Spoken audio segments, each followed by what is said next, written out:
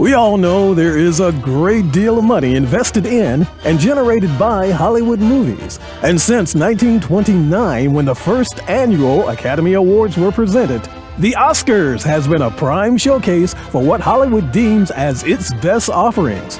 In other words, an incredible infomercial to hawk their theatrical vehicles and the stars that drive them. Face it, for a great many of us, award shows are boring. If you're not the type who gets starstruck by seeing your favorite performers commingling,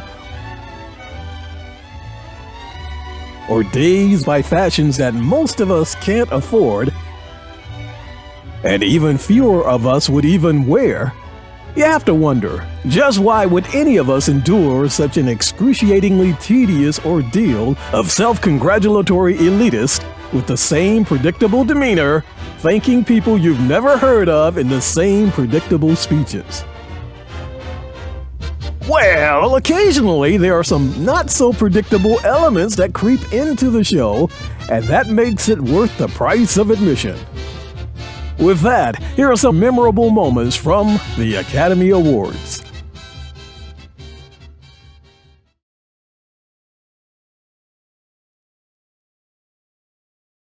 Now, I like Sally Field. I really like her. Ever since she was Gidget, and like the rest of America, I watched her grow into an accomplished actress. As a result, she won her first Academy Award for Best Actress in 1979 for Norma Rae.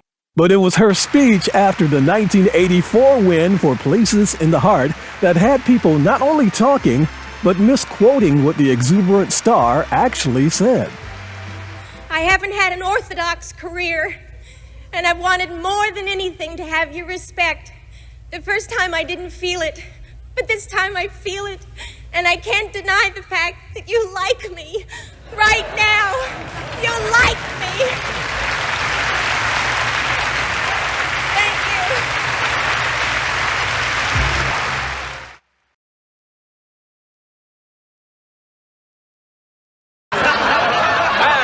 Our Polk High reunion queen is Larry Fleischman. Throw out an anchor, Fleischman. I'm just kidding. Doing a live award show opens up a lot of avenues for goofs. One major nightmare scenario for performers as well as presenters is announcing the wrong name as a winner. It is a truly cringe-worthy event for those directly affected, and not an easy thing to watch for the audience. Just ask Steve Harvey, who announced the wrong Miss Universe winner in 2015. This is exactly what's on the card. I will take responsibility for this. It was my mistake. It was on the card. 2 years later at the Academy Awards, another envelope mix-up was to blame after announcing La La Land as the Best Picture winner. One of that film's producers returned to the microphone and said there had been a mistake. Moonlight was the actual winner of the night's top prize. But that infamous type of mishap also happened in the early days of the Academy. At the 6th Academy Awards, another guy named Will Rogers this time, did encounter one gaffe that he did not like, as he committed a faux pas for the ages at the ceremonies in 1934. The legendary Frank Capra was one of those up for Best Director. When Will announced the winner, he did so by stating, "I've watched this young man for a long time, saw him come up from the bottom, and I mean the bottom. It couldn't have happened to a nicer guy. Come on up here and get it, Frank." Frank Capra walked up towards the podium thinking he had just won his first Oscar. One problem, he wasn't the only Frank nominated in that category. The other was Frank Lloyd. And frankly, you could see where the confusion lied, since Will didn't specify which Frank was the winner. Well, Frank Lloyd was the actual winner for the movie Cavalcade and did accept the award. Capra returned to his seat after the blunder and would later describe the moment in his autobiography as the longest, saddest, most shattering walk in my life. I wish I could have crawled under the rug like a miserable worm. When I slumped into my chair, I felt like one. All of my friends at the table were crying.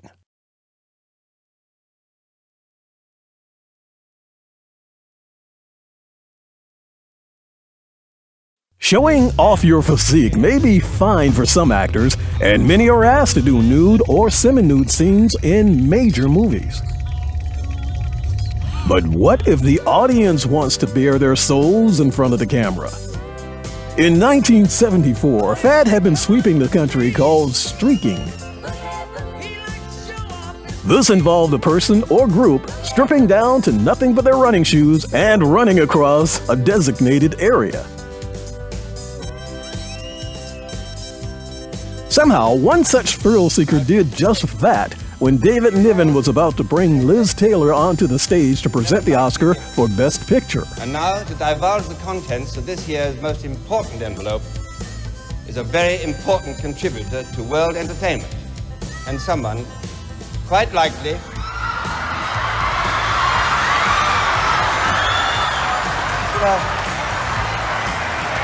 The streaker was 35-year-old Robert Opel, a photographer and art gallery owner. Opel apparently snuck backstage posing as a journalist and cut through an expensive curtain to gain entrance to the stage. But even in 1974, security at such shows was still pretty tight, so how did this even happen, you ask? Later, some evidence arose suggesting that Opel's appearance was facilitated by the show's producer as a stunt.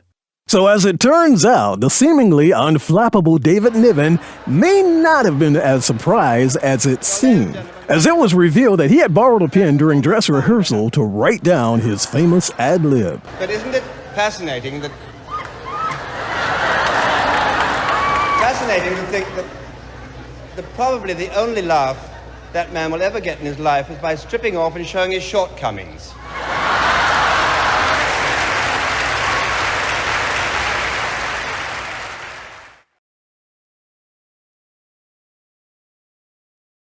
You may think that winning an Academy Award is the pinnacle of any performer's career, and you'd be right.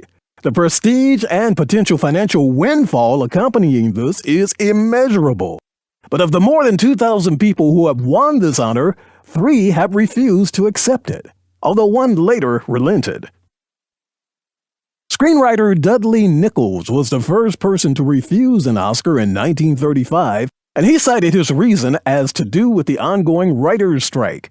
He later accepted the Oscar 3 years later in 1938 after the strike had been settled, and in what may have been an additional award for his valor, he was elected president of the Writers Guild of America. George C. Scott was the second person to refuse his Oscar. When he won for Best Actor in Patton, Scott famously called the Oscars a 2-hour meat parade, a public display with contrived suspense for economic reasons. He's not entirely wrong. He sent a telegram to the Academy telling them that he'd be refusing the award and didn't even want his name on the ballot. The telegram read in part, "I respectfully request that you withdraw my name from the list of nominees. My request is in no way intended to denigrate my colleagues." And of course, the biggest and most infamous Oscar snub came from Marlon Brando. Brando had been a heavy favorite to win for his portrayal of Vito Corleone in The Godfather. Brando also had become active in the American Indian movement in the early part of the 70s and planned his refusal as a way to highlight the Wounded Knee incident, which began a month before the Oscars themselves. The actor did not attend the 1973 ceremonies, but sent activist Sacheen Littlefeather in his stead. Accepting the award for Marlon Brando and The Godfather, Miss Sacheen Littlefeather.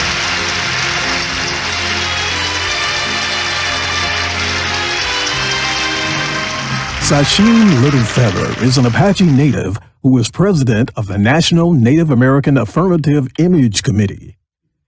As she nervously took the podium, she said that she was representing Marlon Brando this evening, who had asked her to tell everyone, in a very long speech she couldn't share because of time, but would be glad to share with the press afterwards, that he very regretfully could not accept this very generous award. She went on to say that the reasons for this being the treatments of the American Indians today by the film industry and on television and in movie reruns, and also with recent happenings at Wounded Knee. She said, "I beg at this time that I have not intruded upon this evening, and that we will in the future, our hearts and our understandings will meet with love and generosity." Thank you on behalf of Marlon Brando. After Little Feather's speech, there was a mixture of boos and applause from the stunned audience. One person in the audience who was not amused was John Wayne.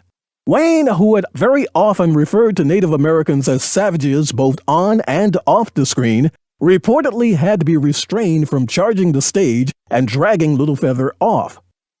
Several witnesses attested to this, although it has never been confirmed.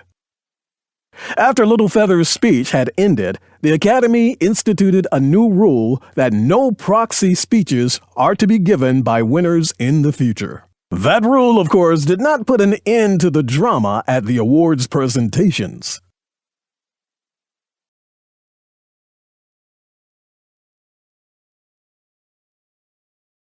Now, if you've ever attempted it yourself, you know that stand-up comedy is tough. Even the best in the business sometimes bomb, and occasionally it's before a very large audience. Comedian Bob Hope has hosted the Oscars more than anyone, a total of 19 times between 1940 and 1978, and he too has occasionally fallen flat. But his style of humor was very different than what you would see on stage these days. Another notable comic who was panned for his Oscar hosting performance was David Letterman. The late-night legend hosted the 1995 Academy Awards, and although he had, I thought, some good lines, what many found irksome was how oddly he felt the names Oprah Winfrey, Uma Thurman, and Keanu Reeves were. Oprah?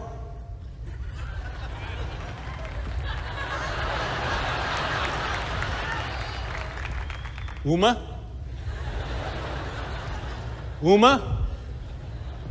Oprah? I feel much better. Have you kids met Keanu? The joke didn't land, but that didn't stop him from repeating it over and over. It's always risky making someone the butt of your jokes when that person is right there in the audience. The crowd's reaction is often predicated on how funny or unfunny that person thinks the joke is. Jada, I love you. G.I. Jane 2, can't wait to see it. All right?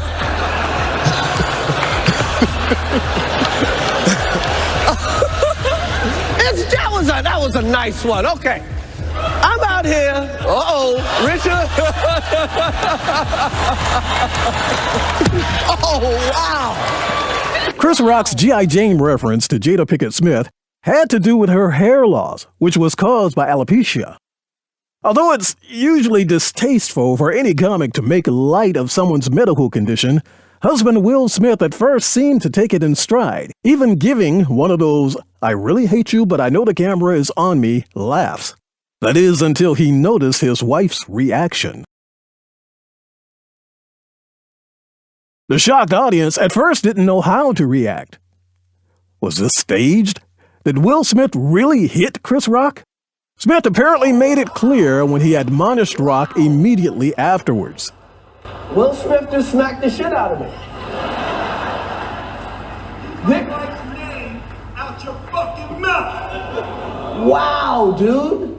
Yes. It was a G.I. Jane joke. Keep my wife's name out your fucking mouth. I'm going to, okay? Will Smith later won the Oscar for Best Actor. Smith also apologized to all, including Chris Rock. Yet some are still asking, was this a real confrontation or just like the streaker incident, a stunt? Well, the 2022 ratings were up significantly from the previous years, and whether this was pre-planned or spontaneous combustion, keep in mind, those are actors. And one specifically not only once portrayed pugilist extraordinaire Muhammad Ali, but on that very night, he was voted Best Actor. We no doubt will hear more, but for now, that's showbiz. You ought to dress like passion and ride in motor cars. You ought to be in pictures, my Hey, if you enjoyed this video, be sure to hit the share button, especially if your friends, like you, have great taste. And don't forget to subscribe to my channel, that way you'll be notified whenever I add new content. And feel free to leave a comment or two.